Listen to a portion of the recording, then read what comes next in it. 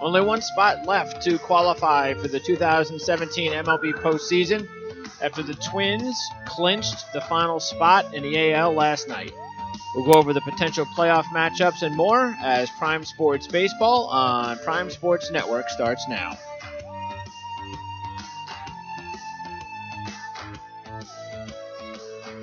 All right, it's Thursday, the 28th of September, 2017. I'm your host, Greg DeFama, and the Twins are in. The Cubs have clinched the NL Central, and the drama is pretty much down to Colorado, Milwaukee, and tell you the truth, St. Louis is pretty much toast. So let's welcome in Scott Zolatoro to the program, and Scott, your Cubs clinched last night, so they seem pretty excited about that, and then we will hopefully we know we will match up next week with my team against your team. We'll be talking about it a few times during our preview shows next week, and then hopefully, of course, through the series. Yep, it took a little longer than most Cubs fans would have hoped, but it's done, and the party can begin. At least the beginning of the party, I saw Cubs official Twitter last night tweeted out, "Okay, folks, now the fun can actually begin." It was a stressful season for the Cubs, but they made it, and like I've said all season, once you make it, it's anybody's ball game. But with the way they played the last couple of nights, it, like you said, effectively knocked the Cardinals out of the running as well. And unfortunately, the Cardinals have another one against the Cubs tonight. So not looking good for them, but looking good for Milwaukee. This is what we talked about last week. Colorado is in self-destruct mode, and it's still too close to call. And right now, I can't really give an edge either way. Well, the good thing is when we talked last week, we were thinking about the possibility of Milwaukee and St. Louis going head to head. But if St. Louis loses today and they're officially eliminated, they're going to be feeling pretty bad and probably not even caring about the next three games, which is a huge bonus for Milwaukee, which we didn't really anticipate would possibly happen at that point. And now, of course, the other question is what do the Dodgers do? Who do they play? It's now a little bit better of an opportunity for Milwaukee, just based on the fact that maybe they'll get St. Louis coming off being eliminated. Well, see, you would think that's the case, but one thing about these division games is it's always extremely fun to play spoiler. A couple of years, actually, before the Orioles ever made their first playoff run with Buck Showalter, they knocked the Red Sox out of the playoffs in the last night of the season, and it was one of the biggest moments for the Orioles in the last 17 years. They hadn't made the playoffs 17 years. St. Louis is, they're a very proud baseball city, and if anybody thinks they're just going to lay down and die, that's just not the case. That's not the way that they play. That's not the way that, especially a guy like Yadi Molina, he's never gonna lay over and watch a team beat him. So I wouldn't say it benefits them at all. In fact, I would say now that St. Louis, I think it's about the same for Milwaukee, because it's obviously not harder because St. Louis is in the race. They were still going to play their heart out, but they're still going to play their heart out just to have the chance to, knock out a division rival. Yeah, well, look, it's a lot easier to do that when you've been eliminated 2 weeks ago as opposed to within 24 hours.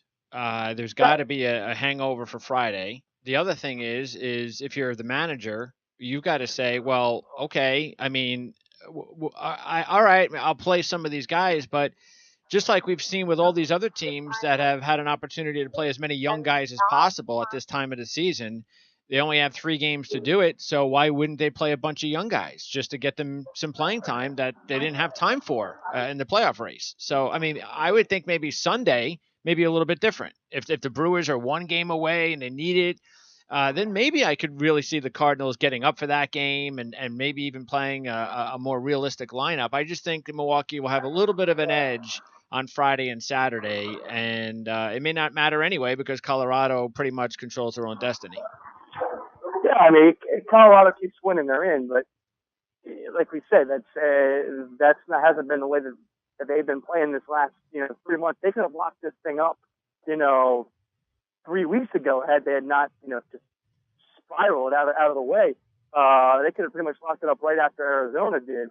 And by the way, Arizona continues to just play extremely, extremely well. JD Martinez is quietly throwing his name into this MVP race, and he has been just outstanding with the Diamondbacks. So, but it's going to be interesting to see what Colorado, how they come out and approach this.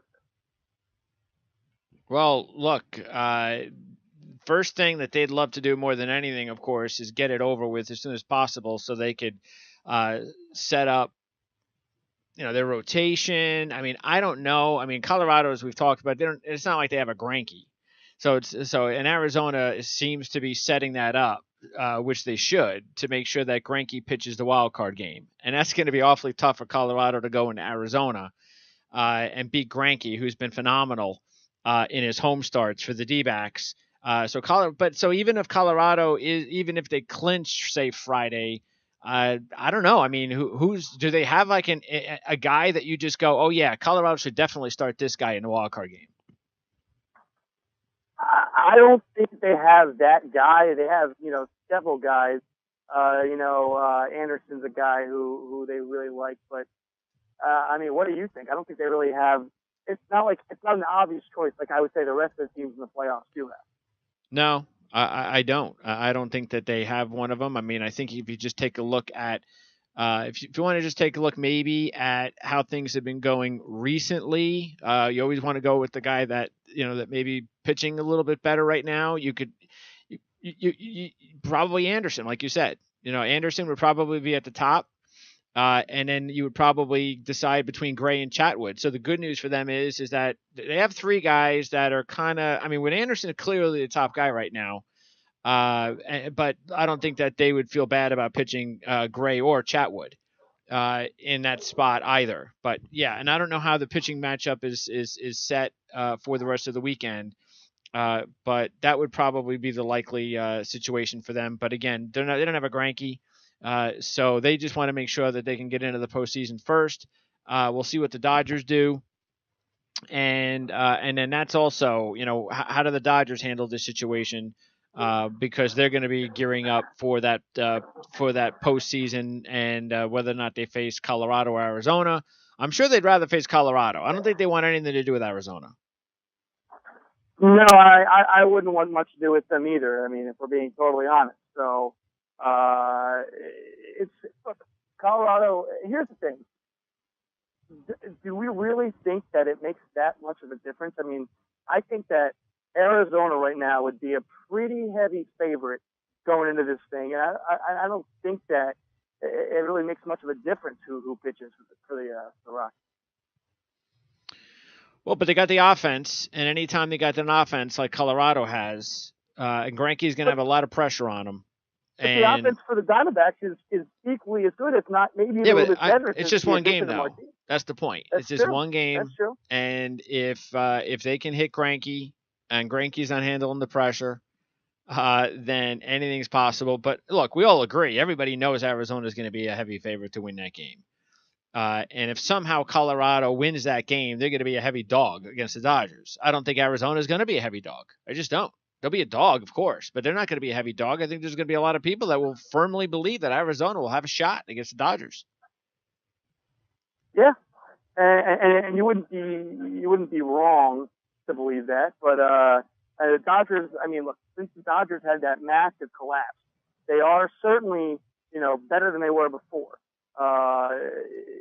They're not as good as they were during the 42-8 run, but they are definitely. I mean, look, that collapse, and luckily for them, that collapse came at a perfect time, because if that collapse comes, starting last week, look how much more trouble they're in. Right now, the Dodgers have scheduled to pitch Ryu against Bettis on Friday. Now, how long they pitch Ryu in the game is one thing, but he is right now penciled in as the starter. Colorado, and then they have right now the Dodgers. And look, here's the thing. Kershaw's supposed to pitch Saturday, and there's no reason for me to think that he won't pitch because there's a long break. You don't want the guys to have too long of a break. And again, look, they don't play until Friday. So I wouldn't see why he wouldn't pitch. I mean, even if he pitches 3 innings, Yeah, you that's the know, thing. How long does he pitch? Yeah, he'll pitch. How long does he pitch? But yeah, knowing that you got to go. I mean, Kershaw. Now nobody knows right now. It's not. I mean, with Marquez. So, see, right now the Rockies have Bettis and Marquez pitching Friday, Saturday. So that's good because that means that they can. The 3 top pitchers, they could decide if they've already clinched by Sunday. Then they could have a pick of exactly pretty much who they want to pitch on Sunday. So that with the day off today. Yeah, and that's the ideal situation. You know, the one that you really want. And that's what we talked about. Pretty much we were saying that's the biggest benefit of clinching early enough is so that you can do this for the remainder of your games. You can set it up and you can basically have that huge advantage as you head into the first round of the playoffs. And for Milwaukee, look, even though they're still mathematically in it, I think they're done. I mean, you can't lose to the Reds and get destroyed by the Reds, and then the whole week from the past week of the blown saves and losing to the Cubs in every way imaginable. They just, that's it. I mean, they've run out of gas. And I don't even know. I mean, the big boy got hurt a little bit last night. I'm not sure what the status is after he took that shot. It's interesting. He takes the shot off of the ankle, and he's got the ankle guard. It's like, okay, I guess that didn't work. So, but we'll find out what kind of status the ex-Japanese star is going to be in for the rest of the series. But I don't think it's going to matter. I think they're done. And again, I mean, he's totally tailed off since, his 25 home runs in the first half of the season. I think he maybe has like 8 or 9 or whatever since then. So totally different story there. Right. To me, I agree. I think, but again, it's Colorado's to lose, and we'll see. So like you said, Ryu tonight. It's Kershaw to tomorrow, and then I believe it was Stripling on Sunday. So you gotta imagine Kershaw going 3-4 innings tops. It's going to be a pitch limit, probably more than an inning limit, like probably something like 50, 60 pitches, maybe 65. I can imagine it would be the max for that. Ryu, similar thing. Like they just want to make sure he gets everything, gets the fluidity back down. He's still coming back. He's still not back to 100%. And then Stripling, it's Chatwood versus Stripling for Colorado. So the way that Colorado has it lined up, so going back to your question about, who they would want to throw, in which game if they had their choice. So they have Chatwood is scheduled to go Sunday. So if they can clinch this thing before Sunday, then I would imagine Chatwood would possibly be the guy because it's Marquez is on Saturday, and I can't remember who it is for them tomorrow. It's Bettis. So it's Bettis tomorrow. So Bettis won't pitch the wild card. No, but it should be Anderson. It should be Anderson. But I also wouldn't be shocked if it was Chatwood. But I think you would want Anderson. You take a look at with the Cubs now clinching the Central. Huge. What's the Absolutely situation? Huge. What's the situation with the pitching setup and the health? Because Arrieta's health is the biggest question. And by the way, I warned you about Lackey, didn't I? I warned you that they were going to pitch him in the postseason. So no matter how bad he pitched in the regular season. So what is the status of Arrieta? Do you think he's going to pitch or do you think and do you even think he makes the roster for the first round? That's the big question right now through all of Cubs baseball. I think that he will make the roster, and I would imagine that he would probably be ready to go game 3, game 4. That's the question. I mean, look, this has just been a recurring theme for the Cubs. This was the hammy. So I mean, he was expected to miss a start. I think he only pitched like 2 innings, and then he got pulled. He was expected to miss a start. So if he was going to miss a start in a normal rotation, that would mean, like I said, the playoffs, the first round for anybody that's not in the wild card in the National League isn't until next Friday.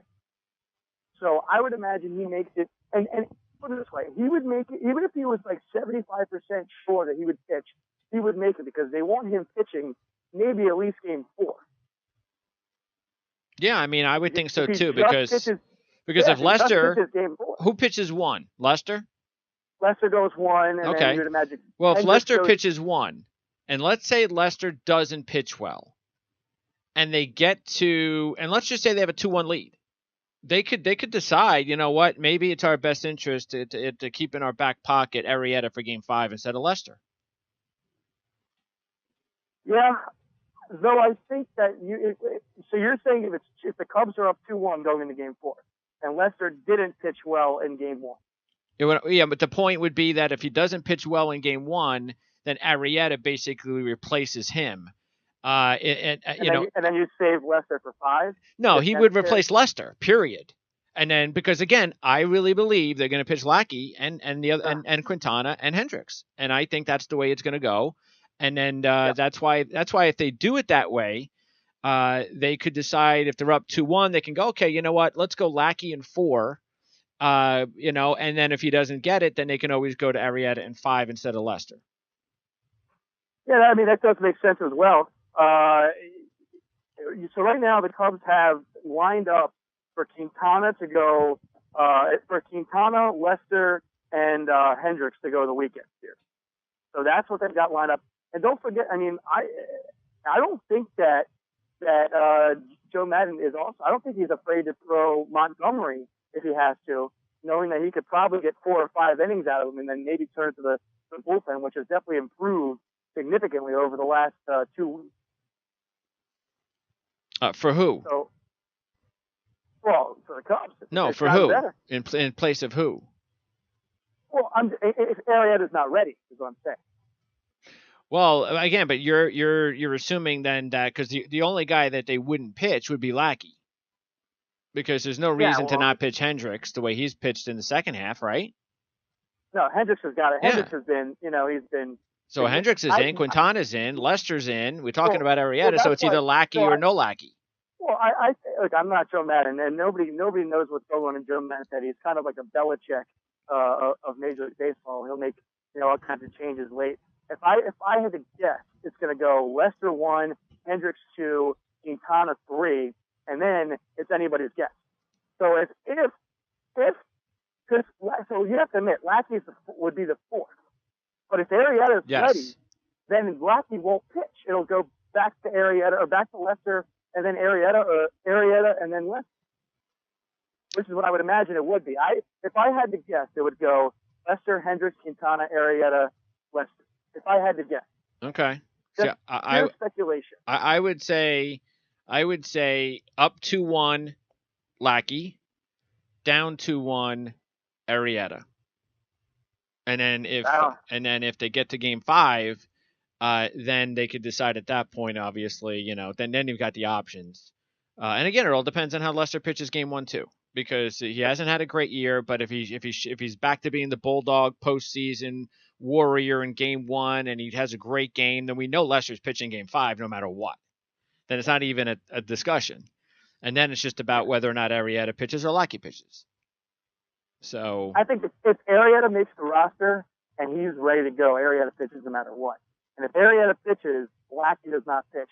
Lackey comes out of the bullpen. But see, here's the thing: if Arrieta makes the roster, they may not even put Lackey on the roster because for the first round, not for the second round. If they make it past for the first, we're talking specifically the first round here, the division round, because if indeed that Arrieta is ready to go, then they don't need 5 starters. It would be silly. Well, but the thing is when you got an injury like that, though, I think that they'd have to, because Lackey would have to make the roster just in case Arrieta pitches the first inning and something happens and they need Lackey. You have to have because you're probably going to have that extra pitcher anyway. Like I was going over the roster with Ken on the Nat show the other day, and we were realizing, chances are you're going to want that long guy. If you can, because you never know. You don't know about extra innings. You don't know about needing an extra starter. And I know the Nats' sake, they don't have another long guy. So because we don't want Edwin Jackson on the roster. But we were saying, well, but, you may need him in case, like an emergency long guy, whereas the Cubs, it's a lot easier It's, hey, you know what? Lackey having him on the roster is not a bad thing. You can pitch him in any circumstance, especially if anything happens to Arrieta. That's true. That's a very valid point. How about what is about to happen here in the American League? Can we talk about what's about to happen here in the American League? So you have a 1-game separation between the Astros and the Indians to see who gets the first seed. Right now it's Houston. Boston set to have a 4-game series starting tonight against the Astros. I will actually be going to that game tonight. I'm in Boston for work. I will be going to the game. Thanks to my buddy for hooking us up with some seats. This is kind of an unprecedented situation that the Red Sox find themselves in. They can pretty much decide. I mean, they control who they play in this first round. Well, that all depends. Of course, Cleveland, they just win games and they're fine. So. Oh yeah. And they're playing right now, by the way. Well, yeah, I know that, but the Cleveland has the White Sox for the final series. Yeah, so all they got to do is win their games. Let's assume Cleveland wins. Well, that's a good point. Let's assume Cleveland wins 2 of their last 4 games. That gives the Red Sox the option. I mean, look, I don't think any team ever wants to blow a game or 2. But would you rather play Cleveland or would you rather play Houston? Well, here's the thing, though. They haven't clinched. So until they clinch the division, then they can't really think that way. So, and plus, they're 1 win from clinching. They're 1 win. But they're not going to be thinking about losing. They're trying to win the division. So a Saturday is something they could talk about. Saturday, maybe they say, hey, wait a second. Cleveland lost to Minnesota Thursday. Cleveland lost on Friday. We control our own thing here. Let's just rest everybody on Saturday and Sunday. And that's what I'm saying, because I mean, I understand it's damned if you do, damned if you don't win with Cleveland or Houston, but I could tell you right now, I'd much rather play Houston right now. I mean, would anybody disagree with that? No, absolutely. You don't want to play Cleveland if you can avoid them. And but again, that's something that we'll keep an eye on over the weekend. Yankees are going to be a heavy favorite over Minnesota. See, today you would also have to think that after the celebration last night for the Twins, that they're going to have a major hangover today. So I can't imagine Cleveland would have a hard time with them today. Come on, how cool of a moment was that? That was such a cool moment for a team that we have talked about all year that they just don't have it. We kept on. Come on, you and I were the biggest proponents of they're going to sell Irvin Santana to somebody. They're going to sell off this part, that part. This is a team. This is an unbelievable underdog story. And to be honest with you, it won't happen. But I would love nothing more than to see them somehow find a way to get out of that first round. If they found a way, it won't happen. I actually think they're going to win the first game. I do. The first. No, I'm not some of the Yankees. I'm talking about getting out of Cleveland. Well, look. Or Houston. No, that's not happening. So. Could you imagine? I mean, that would be such an underdog story. It'd be so fun for baseball. And here's the thing, that the big execs of baseball, they want Cleveland, they want the Dodgers, they want the Cubs, and they want the Red Sox. They want those 4 teams to play in it, because they want the huge markets, they want the money. But I think the underdog fans of baseball are definitely going to be rooting for the Twins. I think the Twins are the most darling team for in this playoffs. And look, I mean, whether they get through the wild card or not, but people would watch if they found a way to, let's say they took Cleveland to Game 4. People would watch. Well, the thing is, though, is that in baseball, we just haven't had many of those. It's very rare to have teams that aren't either very good to make the playoffs, or just for whatever reason, they're the long shots that go very far. It just doesn't happen very much in baseball. I mean, heck, Oakland's been trying to do it forever. And so you're right. I mean, well, we'll put it this way: there was a 5-year period where the National League was only between the Cardinals and the Giants. So I mean, the Twins haven't made the playoffs for 4 or 5 years. It's an exciting time. Paul Molitor, we can't sing his praise enough. He's an outstanding manager. Seems like a really classy clubhouse guy too. Players really like to play for him, and just to see that celebration last night was was pretty cool. Put it this way: the Cubs clinched last night. My team clinched last night, but I was way more infatuated with the Twins celebration. Well, look, I mean, I didn't even win a World Series, and I could care. I don't get even the slightest bit excited when the Nats clinch. And so I can't even imagine if you've won a World Series, winning a division title the next season doesn't do anything for you as a fan. I'm just sorry. It doesn't. No, I mean, look, the slogan for the Cubs is right now is take it back. So basically, take it, he did it again, basically. But no, I mean, I agree. Last year when the Cubs clinched the division, first of all, the Cubs, here's a crazy stat for you. The Cubs are in the playoffs for the third straight year since 1908. 1906 to 1908 was the last time the Cubs had made 3 straight playoff appearances. That is crazy for a team that, look, historically hadn't won a World Series for 108 years, but still was, a solid baseball team. You think all those Sammy Sosa teams never made it 3 years in a row? Well, we are going to go over as much as is disclosed as far as pitching matchups, because that's the other thing. We have no idea which managers are going to say, okay, this is how we're setting it up. By the time we do our show on Monday afternoon, our playoff preview show, some managers might just go, okay, this is our game 1 and 2 starters, and that's it, and we'll let you know game 3 and 4 next week.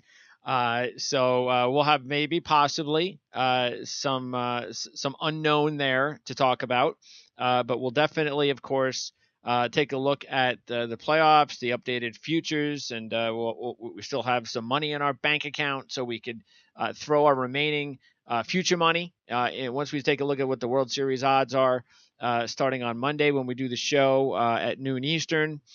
And then, of course, you're going to be on our Nat show, our weekly Nat show next Tuesday night as a Cub guy. So we'll be able to talk Cubs Nats. And again, hopefully we'll have some sort of an idea what the pitching situation is going to be like, since that's going to be the big story. And because I don't even know what the Nats are going to do as far as their setup, because... Yeah, how about this? Yeah, we've been talking about the Cubs. What do you think the Nats do to start this series off? You mentioned the Cubs. We were talking about what the Cubs are doing. What's the Nats? Yeah, the issue is that you want to pitch Gio at home. Okay, you don't want to pitch Gio, especially you don't want to pitch Gio at Wrigley. Gio is just a better pitcher at home. But by doing that, you move Strasburg away an extra start, and then what also happens if and I'm not saying anything is going to happen to Scherzer, but you would obviously prefer to have Strasburg available in Game 5 for whatever reason, as opposed to Gio, if there was either a rain delay, a rain out, or an injury, or extra innings, which wouldn't really happen. Okay, maybe you get an inning out of them, but but I think they probably go Gio Game 2. I think that makes the most sense. And who knows? I don't know whether or not they'll even make. Maybe they don't even make that call until after Game 1. I don't know. So coming from what I have heard you say all year throughout this show, wouldn't you want Strasburg pitching at home too? Wouldn't you? I mean, look, in a perfect world, you have to have Scherzer go Game 1. You have to. Oh yeah, he's Game 1. There's no way around it. Yeah. But put it this way, what did you say to me that I had to look up? You said that Strasburg in big games is absent. Wouldn't you prefer him to have a home start in his big game? No, I would just have to. I posed you the question. He's already been given the money, so I think at that point you can't, as a manager or a franchise, think of it as, well, what do we do here? Because historically, he hasn't been Max Scherzer in big spots. You can't think that way. You got to think he's going to be, and therefore, if he's going to be, and he's your better pitcher than Gio, obviously, and you got to think that way, then I think you need that guy in that road game, in that first road game, because if it's 1-1, which chances are it will be, I'd rather have Strasburg in Game 3 in a 1-1 situation than Gio. Here's my bold prediction about the series. I'm not ready to predict who's going to win this series, but my bold prediction about the series is it's going to be a lot more high scoring than you think. All the big name pitchers, Lester, Arrieta, Hendricks, Gio and Scherzer and Strasburg, there's gonna be more runs than you think. That's my. Well, prediction. I mean, both teams can hit, so both teams can hit, both teams could pitch. Look, there could be a no-hitter in this series, but I think that there's going to be, you're looking at 6-7 runs a game at least, which is unlike what you would expect between these two teams with all the pitching they got. It's going to be a great series. I can't wait to talk about it on Monday when we talk about all of the series, and especially the couple wild card games coming up. And I really can't wait till Tuesday night when I join your Nats show. Must listen radio, that's going to be as the two of us get ready to duke it out. All right, sounds good, Scott. Appreciate it. Enjoy the game tonight in Boston, and we'll talk to you on Monday for our playoff preview edition, and then of course we'll talk on Tuesday night on the Nat Show. So thanks for checking in with us. I know you're busy. Enjoy the game tonight. You there, Scott? Yeah, I'm here. Enjoy the game tonight. Oh, thank you so much. Thank you so much, and I guess I'm still rooting for the Astros. All right. Sounds good. So for Scott Zolatoro and Greg DePalma, thanks for tuning in to Prime Sports Baseball. Again, we'll be back at noon Eastern on Monday for our playoff preview edition. And don't forget to tune into Nat Scraps on Tuesday night at 7:30 Eastern for our Washington Nationals special. So for Scott Zolatoro and Greg DePalma, this is Prime Sports Baseball on the Prime Sports Radio Network, and we'll see you on Monday.